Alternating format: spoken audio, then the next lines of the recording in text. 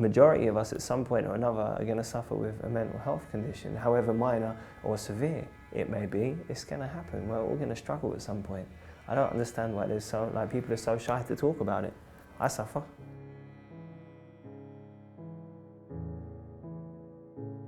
For 2014, it was over 4,000 men took their own lives. It's the biggest killer of men under 45. What happened with my dad affected my music in the sense that I suppose I rapped about it. I generally just rap about what's going on in my life and how I feel anyway, which was a brilliant find for me. You know, when I found that form of expression, because I can't draw, I can't dance, I really can't dance. You know, I can't sing very well, though I try at times. I had no real form of expression, and when I found that form of expression through writing lyrics when I was 18, it gave me a way of getting what was inside out. As far as life, it just made me a hell of a lot more self-aware. I don't ever want to end up in that position. Thankfully, I don't ever feel like I could, but you never know what's going to happen. Yeah, I guess people do get to see a very different side of me. Hello, darling. How are you doing? All right? I'm good. I haven't seen you in years. Doing lovely to see you. Gosh. Oh. It's funny because I've got a photo out the other day. Your dad was in it, holding my one when she was newborn. And I thought, wow. Did you know? Past. Well, you know what happened, didn't you? I know, it's sad. Yeah. So sad. Yeah. How are you doing? Are you all right? He's my grandson, my youngest one. Bless him. I went from, you know, thinking he was a fucking coward to then just going, hold on a minute, what was he going through?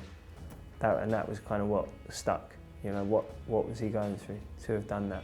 Because my dad was a kind man, and if he had a fault, it was weakness. That was his problem, and I don't. And then I started to think that suicide isn't weak. How could someone take their own life? I couldn't do that. You know, there was a period where I wanted to know what he was going through and what led to him doing that. But then I realised that actually I don't want to quite know, because the only way I'll ever truly understand is if I'm in that position myself. Hi, Nan. Hi, Stephen. How you doing? You all right? I definitely feel like this film brought me closer to my Nan, because it's weird, you know, she'd seen me go through everything, and I suppose I was ignorant to think that she didn't have a better understanding of things than I did. But through sitting down and talking to her, you know, and the question come up, why do you think I was so anxious as a kid? Why do you think I never wanted to go to school? You know, I was a smart kid. I really was. I could have done anything academically, and I sorted all that up. And she said, honestly, I think it's because you thought maybe one day you'd come home and we wouldn't be there, because everyone else had left you.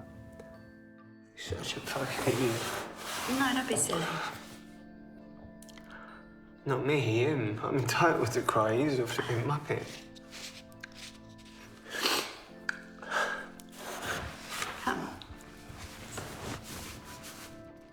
I think the most important thing is to source out some help. I'm patron of CALM, Campaign Against Living Miserably, and they might not be the people to help you, but there is a really great network of charities that are out there which you can find via the website. Making kids aware of mental health issues from a young age is only going to help in the same way that they teach sex education. A lack of education leads to a lack of understanding, which can often lead to ignorance, and that's the worst thing.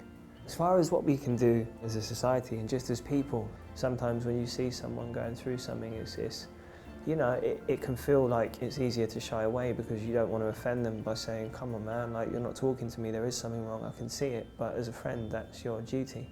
You need to do that.